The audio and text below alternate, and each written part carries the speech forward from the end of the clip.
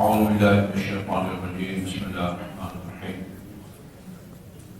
الحمد لله رب العالمين، والصلاة والسلام على خير خلقه محمد وآله الطيبين الطاهرين، واللعن الأبدي على أعدائهم أجمعين. یہ اور اس مضمون کی بعض روایات اس سے پہلے بھی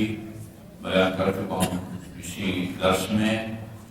لیکن رمضان مبارک کی مناسبت سے اس مضمون کی روایت کو دہرا رہا ہوں، اس لیے کہ رمضان مبارک میں جیسا عرض کیا گیا جو عمل رمضان مبارک میں انجام دیا جاتا ہے یا جو نیکی رمضان مبارک میں کسی کے ساتھ کی جاتی ہے، اس کا اجر باقی مہینوں کے عمل یا نیکیوں سے کئی گنا بڑھ جاتا ہے۔ یہ بہار الانوار کی جلد نمبر 72 اور صفحہ نمبر 177 کے اوپر انہوں نے عدت الداعی، یہ ہماری معلومات کی ہے ابن طاووس کی، اس سے انہوں نے ایک روایت کو نقل کیا ہے عن اسماعیل بن عمار قال قلت لأبی عبداللہ، میں نے امام جعفر صادق علیہ السلام اللہم صلی علی محمد وعلی محمد المؤمن رحمت، اس کے بعد سوالیہ نشان ہے، یعنی اگر عربی میں یا اردو میں بھی اگر یہ ایک جملہ آتا ہے اور آگے سوالیہ نشان نہ ہو، وہ خبر ہوتی ہے، کسی کو کچھ بتانا ہوتا ہے بھئی ایسا ہے یا ایسا ہوا ہے۔ اگر سوالیہ نشان ہو تو پھر پوچھا جاتا ہے نا، اس کا مطلب پوچھنا ہوتا ہے۔ المومن رحمت، آگے اگر سوالیہ نشان نہ ہو،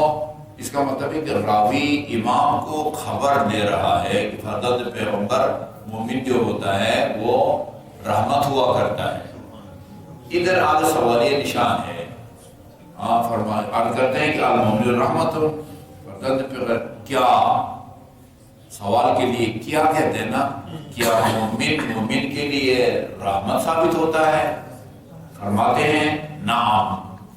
یہ آگے امام کا فرمانا نعم، ہاں،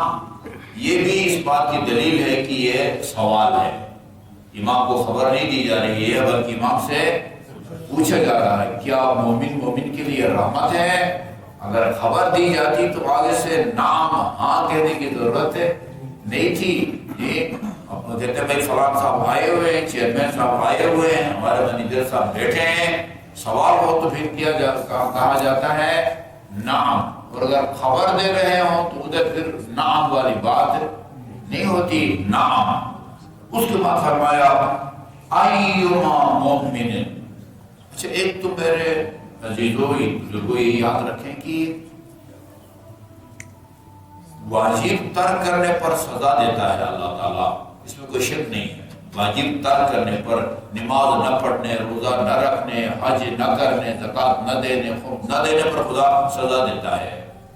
حرام کام کرنے پر بھی سزا دیتا ہے، سود کھانے پر سزا دیتا ہے، رشوت کھانے پر سزا دیتا ہے، چغلخوری وغیرہ وغیرہ۔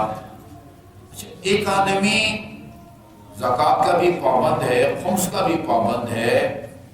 لوگوں کا جو اس کے ذمہ قرض ہے وہ بھی ادا کر چکا ہے، لیکن ایک ضرورت مند مومن کو یعنی خمس، زکوٰۃ، حج جو مالی حقوق ہیں یا فرائض، ان کو ادا کرنے کے علاوہ آپ کا پیسہ ہے تو کیا اس پیسے سے کسی کی ضرورت مند اور نیاز مند کی مدد نہ کریں، آپ کو سزا ملے گی؟ یہ بڑا اہم سوال ہے۔ یہ ان روایات سے پتہ چلتا ہے، بعض معتبر روایات سے کہ جو ہے نا یہ اس کا جو ہے بندے سے سوال کیا جائے گا۔ ابھی آپ اس کا مضمون سنیے، یہ نقطہ پہلے رکھیں، یہ ذہن میں رکھیں، اس میں کوئی شک نہیں ہے کہ ترک واجب کے نتیجے میں انسان کو سزا ملتی ہے۔ بعض اوقات ترک واجب کی وجہ سے بندہ جہنم جاتا ہے، نماز نہ پڑھنے کے نتیجے میں بندہ جہنم جاتا ہے، چونکہ جہنمیوں سے جب پوچھا ہے وہ جنتیوں نے تمہیں کس جرم میں جہنم میں ڈال دیا گیا ہے؟ وہ جواب میں کہیں گے ہم نماز نہیں پڑھتے تھے۔ حرام کام، مومن کو قتل کرنا حرام ہے۔ من قتل مؤمنا متعمدا فجزاؤہ جہنم، یہ تو قرآن میں لکھا ہوا ہے۔ جو کسی مومن کو دانستہ طور پر جان کے قتل کی نیت سے، یہ نہیں کہ آپ نے کسی ہرن کو نشانہ بنایا، اتفاق کے سامنے بندہ نکل آیا، اس کو گولی لگ گئی، مر گیا، نہیں، یہ جان بوجھ کے آپ نے مومن کو قتل نہیں کیا۔ مومن کو جان بوجھ کے جو قتل کرے اس کی سزا ہے، اس میں کوئی شک نہیں ہے۔ لیکن زکوٰۃ، خمس وغیرہ کی ادائیگی کے بعد آپ کا پیسہ ہے، آپ کے پاس ایک مومن امداد کے لیے آتا ہے، اس کو ٹھکرا دیتے ہیں۔ اس کے نتیجے میں صرف آپ ثواب سے محروم ہوں گے یا خدا کی بارگاہ میں جواب دہ بھی ہوں گے کہ ایک ضرورت مند آپ کے پاس آیا تھا، آپ نے اس کی مدد کیوں نہیں کی؟ اس پر ذرا غور کرنے کی ضرورت ہے۔ فرمایا ایما مؤمن اتاہ اخوہ فی حاجتہ، کوئی بھی مومن کی جس کے پاس کوئی اور مومن، ضرورت مند مومن اپنی حاجت اور اپنا کام لے کے آئے، جی میں آپ کے پاس آؤں کوئی کام لے کے، فَإِنَّمَا ذَلِكَ رَحْمَةٌ سَاقَهَا اللَّهُ إِلَيْهِ، یہ ایک ضرورت مند آدمی کا آپ کے پاس آنا یہ اللہ کی طرف سے رحمت ہے، جو خدا کی طرف سے چل کے آپ کی طرف آئی ہے۔ اس رحمت کو قبول کرنا اور اس کو ٹھکرانا یہ آپ کے اختیار میں ہے۔ ایک مومن اگر آپ کے پاس کوئی ضرورت، اپنی ضرورت لے کے آتا ہے، کام لے کے آتا ہے، بھئی اب ضروری نہیں ہے کہ وہ حاجت پیسوں کی صورت میں ہو، پیسوں کی صورت میں بھی ہو سکتی ہے، بھئی میرے بیٹے کی فیس دینی ہے، مجھے فیس دے دیں، فلاں دفتر میں میرا کام پھنسا ہوا ہے، فلاں عدالت میں، فلاں کورٹ میں، فلاں تھانے میں، فلاں ہسپتال میں میرا کوئی حق ہے پھنسا ہوا جو مجھے نہیں دیتے، یہ سب حاجت ہے۔ نقد امداد کی درخواست کرتا ہے، کسی بھی ادارے میں اس کا کام پھنسا ہوا ہے، اس کے لیے آپ کے پاس آتا ہے۔ ایک ضرورت مند آدمی کے آپ کے پاس آنا یہ رحمت ساقہا اللہ الیہ ہے، یہ ایک رحمت ہے، ساقہا آگے بھیج دیا ہے۔ عربی میں نا ڈرائیور کو سائق کہتے ہیں، سائق کہتے ہیں چونکہ وہ جو ہے نا وہ کھینچ کے جو ہے نا وہ گاڑی کو آ کے لے جاتا ہے، اس لیے اس کو ساقہا اللہ، یعنی چلا کے اللہ تعالیٰ نے چلا کر رحمت کو آپ کی طرف بھیجا ہے، دیا۔ فَإِنْ قَضَاهَا، اگر تو یہ مومن اس کی حاجت روائی کرے، جس کام سے آیا ہے وہ آپ اس کو کر دیں، نقد امداد کے لیے آیا ہے اس کی امداد کریں، کسی دفتر میں اس کا کام پھنسا ہوا ہے وہ کام اس کو کر دیں، کان قبل الرحمت بقبولها، اس مومن کی حاجت کو قبول کر کے یعنی اس کا کام کر کے خدا کی طرف سے آنے والی رحمت کو آپ نے قبول کر لیا ہے، خدا کی طرف سے آنے والی رحمت کو قبول کر لیا ہے۔ وَإِن رَدَّهُ، اور اگر آپ اس مومن کو خالی ہاتھ لوٹائے، رَدَّهُ اس کو رد کر دیں، خالی ہاتھ لوٹائے، اچھا وَهُوَ يَقْدِرُ عَلَىٰ قَضَائِهَا، البتہ یہ اس صورت میں قابل مذمت ہے کہ وہ حاجت روائی آپ کی بس میں ہو، نقدی مالی امداد کی درخواست کر رہا ہے، آپ اس کی مالی امداد کر سکتے ہیں، فلاں دفتر میں آپ کا کام پھنسا ہوا ہے، اس کا کام پھنسا ہوا ہے، آپ باثر ہیں، اس دفتر کے سینئر بااختیار آدمی کو آپ جانتے ہیں، یعنی مومن کی حاجت روائی کی آپ طاقت رکھتے ہیں جی، اور اس کے باوجود آپ اس کا کام نہیں کرتے، فَإِنَّمَا رَدَّ عَن نَفْسِهِ الرَّحْمَةِ الَّتِي سَاقَهَا اللَّهُ إِلَيْهَا، آپ نے اس رحمت کو ٹھکرا دیا ہے جو رحمت اللہ تعالیٰ نے آپ کی طرف سے بھیجی تھی، نازل ہونے والی رحمت کو آپ نے نازل ہونے سے روک دیا ہے اللہ تعالیٰ کی طرف سے۔ اچھا جی، اب وَذُخِرَتِ الرَّحْمَةُ لِلْمَرْدُودِ،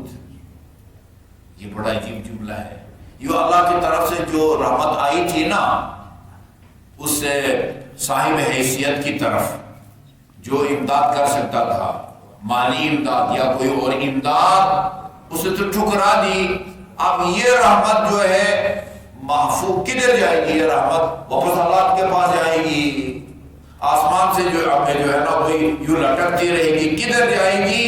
یہ فرماتے ہیں اس رحمت کو اللہ تعالیٰ اس بندے کے لیے اس کا ذخیرہ کر رکھے گا یا محفوظ رکھے گا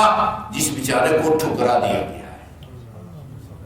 جس کو جواب دی گیا ہے، جس کو ٹھکرا دیا گیا ہے، ہاں بطور ذخیرہ اللہ تعالیٰ اس رحمت کو اس کے لیے محفوظ فرمائے گا۔ وَمَنْ مَشَى فِي حَاجَةِ أَخِيهِ، اب دیکھیں نا خدا کی طرف سے آئی ہوئی رحمت کا رخ اس بندے نے خود بخود پھیر دیا ہے جس کی طرف آ رہی تھی۔ کس کی طرف چلی جائے گی؟ اس کی طرف چلی جائے گی جس کو اس صاحب حیثیت نے خالی ہاتھ جو ہے نا وہ لوٹا دیا ہے۔ وَمَنْ مَشَى فِي حَاجَةِ أَخِيهِ، جی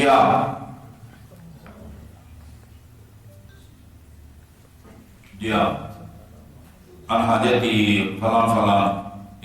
وذكرت الرحمة للمردود عن حاجته ومن مشى في حاجة أخيه ولم يناصحه بكل جهده۔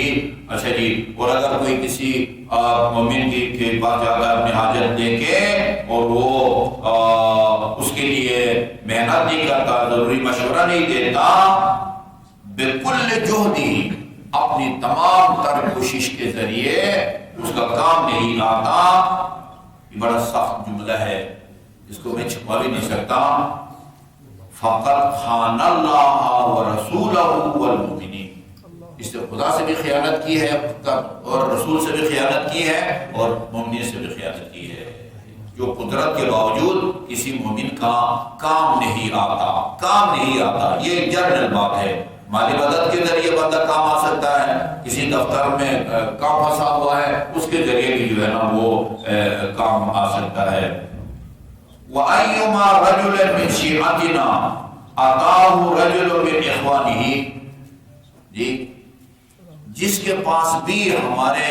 چاہنے والے پیروکاروں میں سے کوئی جائے اور وَاسْتَعَانَ بِهِ فِي حَاجَتِهِ، اور اس سے مدد طلب کرے،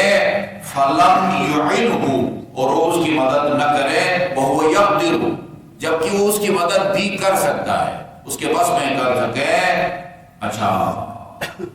اس کو خدا دنیا میں یہ سزا دے گا کہ اس کو نا ہمارے کسی دشمن کی مدد میں مبتلا کر دے گا اس کو، اور اس کی وجہ سے اس کو سزا ملے گی، تم نے جو ہے دشمن اہل بیت کی مدد جو ہے وہ کیوں کی ہے۔ یہ ابتلا اللہ اس آزمائش کو کہتے ہیں نا، وَلَنَبْلُوَنَّكُمْ بِشَيْءٍ مِّنَ الْخَوْفِ، بلا آزمائش، امتحان، اللہ اس کو اس آزمائش میں ڈالے گا۔ ابتلاء اللہ بقضاء حوائج اعدائنا، وہ ہمارے دشمنوں کے حالات بدل جائیں گے اور مومن کی مدد نہ کرنے کے سزا کے طور پر اللہ تعالیٰ اس طرح کے حالات پیدا کرے گا کہ وہ ہمارے دوست چاہنے والے کی مدد کے بجائے ہمارے کسی دشمن کی مدد کرے گا۔ اچھا اس کا نتیجہ کیا نکلے گا؟ لِيُعَذِّبَهُ بِهَا، تاکہ اس کے ذریعے جو ہے اس کو سزا دی جا سکے۔ اہل بیت دشمن کا جو مددگار ہوگا جنت میں جائے گا، انعام دے گا اللہ تعالیٰ اس کو۔ یہ دیکھو انجام جو ہے وہ کیا ہوتا ہے۔ اچھا جی، بِهَا وَمَنْ حَقَّرَ مُؤْمِنًا فَقِيرًا، یہ بہت خیال رکھیں، خصوصاً یہ ہمارے ادارے کے جو دوست ہیں نا یا ہمارے ٹرسٹی حضرات ہیں، وہ باہر سے آتے ہیں، ٹھیک ہے نا، اگر آپ کے پاس ان کی مدد کے لیے کوئی چیز ہے تو ان کی مدد کریں، نہیں ہے تو بہت خیال رکھیں کہ کہیں ان کی توہین نہ ہو جائے۔ روایات میں ہے بعض اوقات اللہ تعالیٰ بندوں کو آزمانے کے لیے فرشتوں کو فقیر کی صورت میں بھیجتا ہے، بہت خیال رکھیں، ٹھیک ہے نا۔ لہذا مَنْ حَقَرَ مُؤْمِنًا فَقِيرًا وَاسْتَخَفَّ بِهِ، اس کو ہلکا سمجھے، اس کی حقارت کرے، توہین کرے، وَاحْتَقَرَهُ لِقِلَّةِ ذَاتِيَتِهِ وَفَخْرِهِ، وہ توہین بھی کس وجہ سے کرے؟ کیونکہ غریب ہے، اس کی غربت کی وجہ سے، ناداری کی وجہ سے اس کی توہین کرے۔ اچھا، شَهَرَهُ اللَّهُ يَوْمَ الْقِيَامَةِ عَلَى رُؤُوسِ الْأَشْهَاقِ خلائق ہے، روز قیامت اللہ تعالیٰ اس غریب مومن کی توہین کرنے والے کو اہل محشر کے سامنے بے نقاب فرمائے گا، تشہیر فرمائے گا۔ یہ بدبخت آدمی ہے کہ جس نے ایک غریب آدمی کی اس کی غربت اور ناداری کی وجہ سے جو ہے نا وہ توہین کی تھی، یا وہاں اس کی توہین ہوگی، یا ولا یزال ماقتا علیہ، اللہ تعالیٰ ناراض رہے گا اس سے۔ ومن اچھا ابھی یہ بالکل جو ہے نا چینل بدل گیا، پہلے ہے کہ میں کسی کی سے امداد کا مطالبہ کرے نہ کرے تو اس کا یہ انجام ہوگا۔ ابھی کہتے ہیں کہ اگر آپ کے پاس کسی کی آ کے کوئی غیبت کرتا ہے، میرے پاس آ کے کوئی کسی کی غیبت کرتا ہے، آسا کی غیبت کرتا ہے، زید کی بکر کی غیبت کرتا ہے، یہاں انسان میں اخلاقی جرأت ہونی چاہیے۔ یہ بہت کم آپ کو بات ملے گی لوگوں میں نا، آپ میں اخلاقی جرأت ہونی چاہیے کہ اس کو کہیں کہ یہ غیبت ہے، خدا را اپنے اوپر بھی رحم کرو، میرے اوپر بھی رحم کرو، کیونکہ غیبت کرنا جس طرح حرام ہے اس سے 70 گنا جو ہے وہ غیبت سننا گناہ ہے۔ اخلاقی جرأت ہونا چاہیے، اس کو ٹوکنا چاہیے، اور خدا را اپنا اور میرا نامہ اعمال برباد مت کرو، ٹھیک ہے نا، کوئی اور موضوع چھیڑو، اور یہ ٹھیک ہے بھائی سیاسی گفتگو کرو، باقی اس مومن کا جو ہے نا پیچھا